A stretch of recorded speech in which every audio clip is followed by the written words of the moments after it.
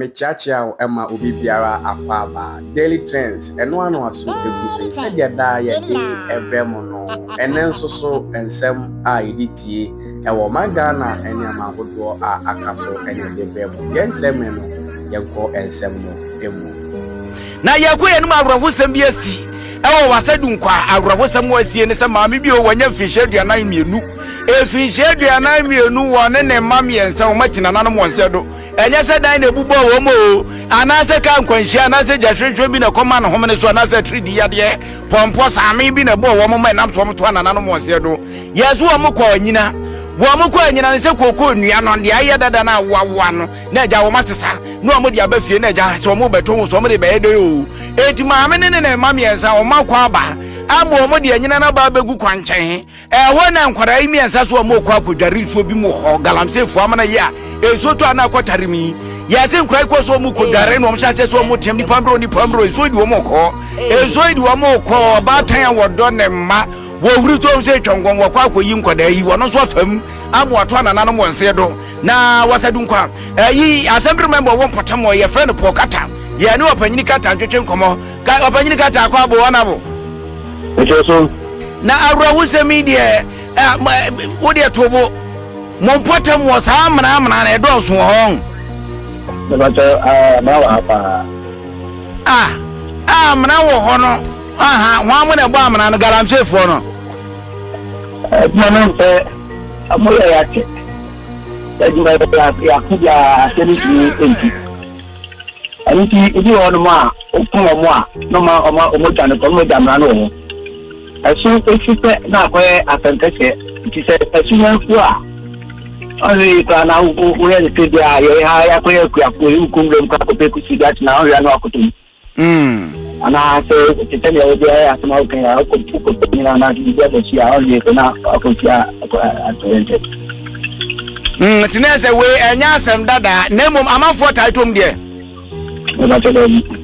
amanfo ntomti we nko na akoya asema aba o manfo anya bie kanye za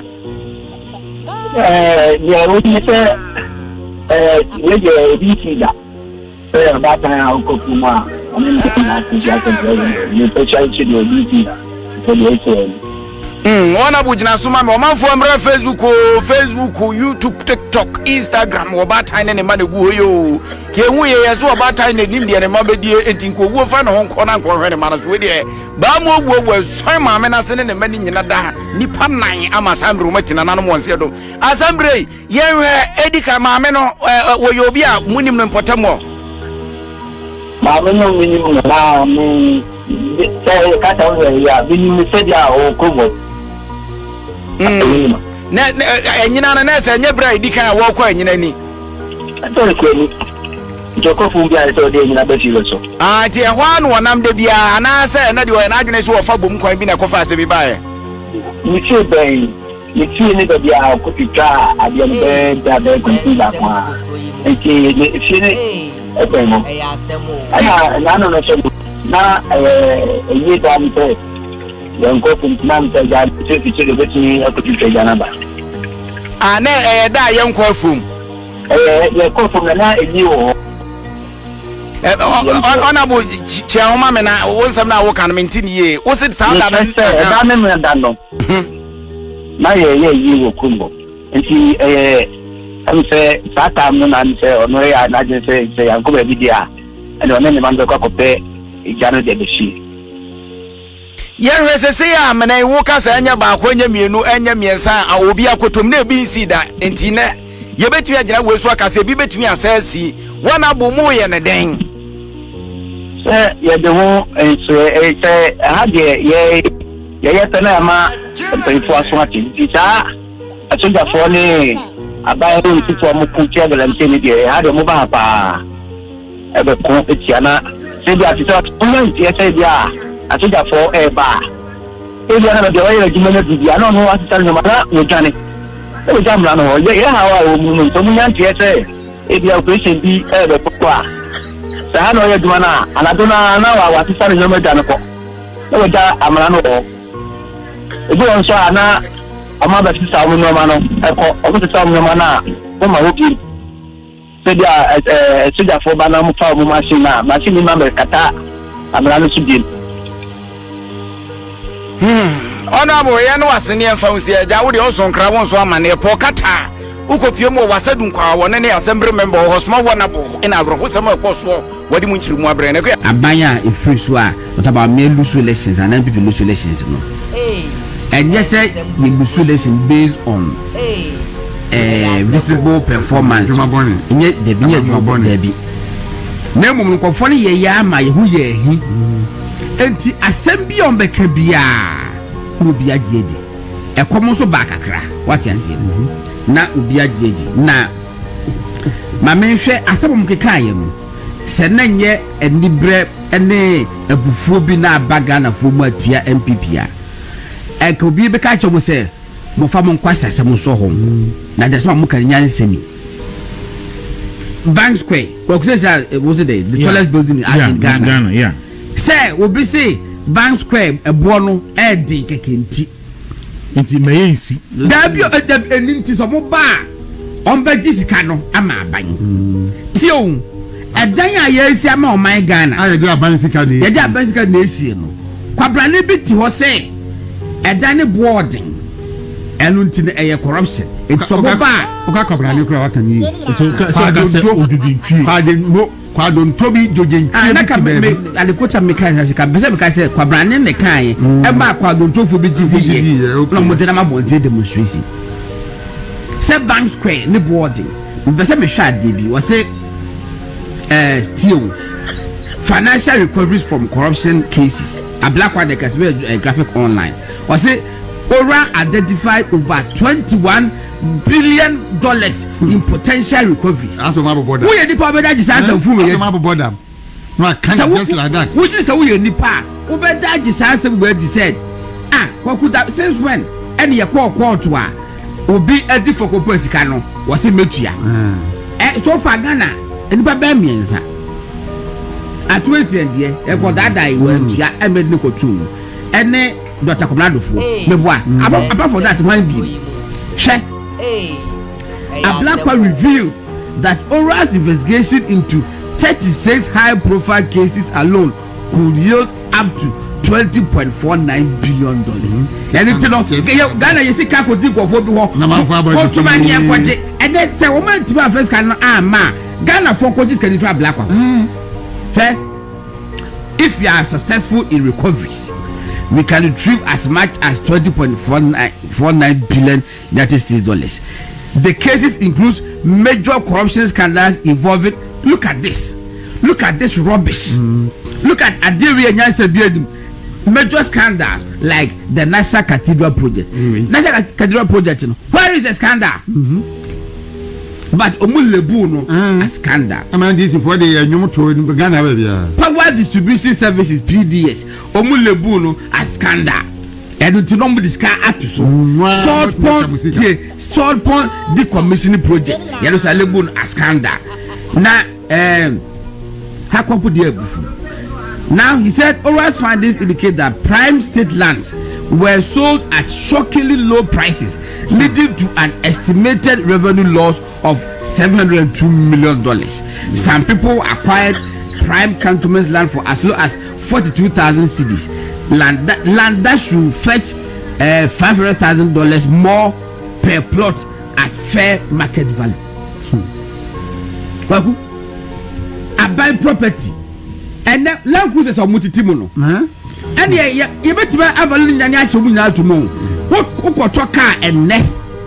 Not a free shop. What car brand new tear rubber? Who to be able to that? A free shop is a free shop on the Piabon to say pa at the value. So would now also talk when you a free shop on the Piabon to say pa at the value.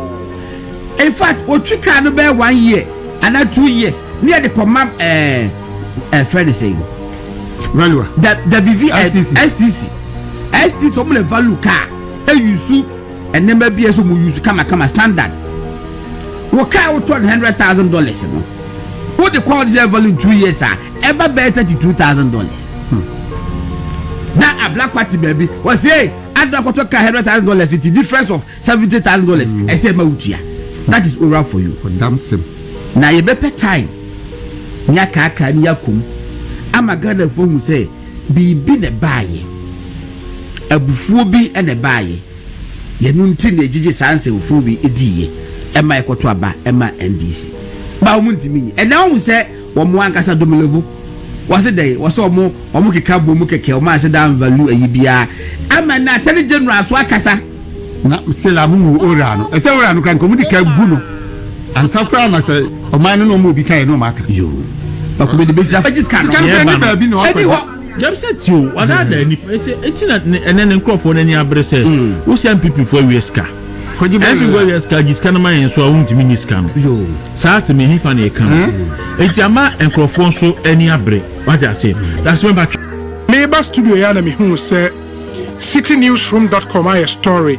Kokobo Deputy CEO welcomes OSP probe, denies conflict of interest. Story and said the Deputy Chief Executive in charge of Finance and Administration at the Ghana Cocoa Board, Mr. Ato Boateng, has welcomed calls for investigations by the Office of the Special Prosecutor and SRAJ over allegations of conflict of interest linked to Atlas Commodities Limited. The response follows calls by the minority in Parliament, led by MP for Old Tafo, for a full criminal investigation into the operations of Atlas Commodities. However, in a document cited by City News on Monday, Mr. Boateng dismissed the claims as false and unfounded. According to information released in his defense, Mr. Boateng resigned as a director of Atlas Commodities Limited on January 20th, 2025, prior to assuming his current role at Cocoa Board. He also transferred his shares in the company to Edinam Yao Kofi and George Ofori, who now serve as trustees of a trust set up for that purpose. The statement further noted that Mr. Boateng duly declared his previous interest in Atlas Commodities in his official declaration of assets and liabilities as required of public officers, lodging the documentation with the Auditor General, clarifying the operational structure within Cocoa Board. The statement explained that the board does not hold shares in PDC and therefore does not influence its management decisions. It added that the regulation of licensed buying companies is supervised directly by the Deputy Chief Executive for Operations, while grading, sealing, and cocoa quality supervision fall under the Deputy Chief Executive for Agronomy and Quality Control.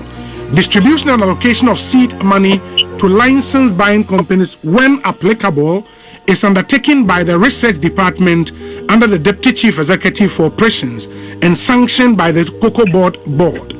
The Deputy CEO for Finance and Administration, the statement stressed, is responsible only for effecting payment after all approval processes by the CEO, the board, and the Deputy CEO for Operations have been completed.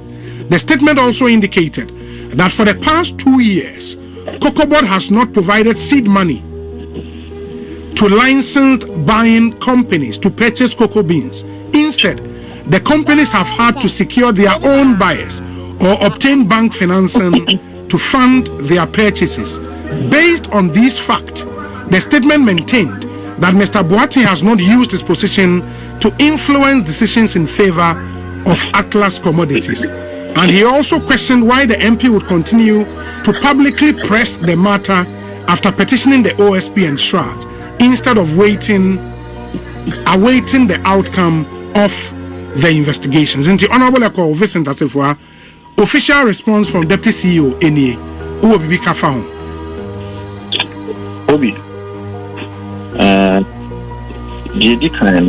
can you confirm from the response that we be actually whether or not there was whether a denial, an an admission with respect to the content and the Atlas Commodities Limited has been using warehouses belonging to the state at the end of Jumana. Did you cite anything like that? No, there is no direct denial. In fact, I think the statement centered more on addressing the conflict of interest issues. And how? Okay. No, we did not see anything like that. Sure. That's what it is. Right? So that means that the deputy CEO has nothing to say about that contention. Who you should abide warehouses. Anna, what do you want? Warehouses are TBC for or someone you should normally over Juma.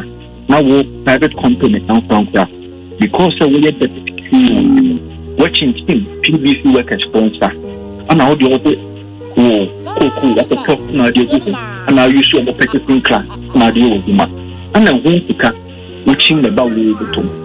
You have nothing to say about that.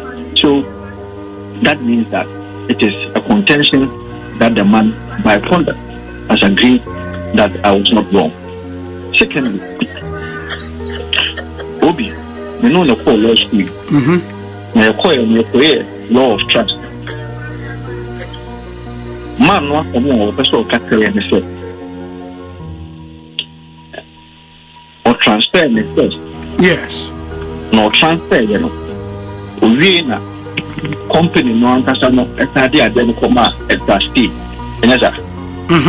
What you can say that you studio no. You projected a certain document.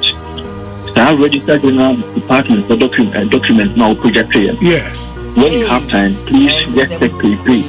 We are going to have some massive discussions there with respect to how trust Obi. Say me as a boy. No iPhone 17. My iPhone 17 I am media. And I'm saying you create a trust. Trust and me say, yes, so my moon. Yes, yes. Many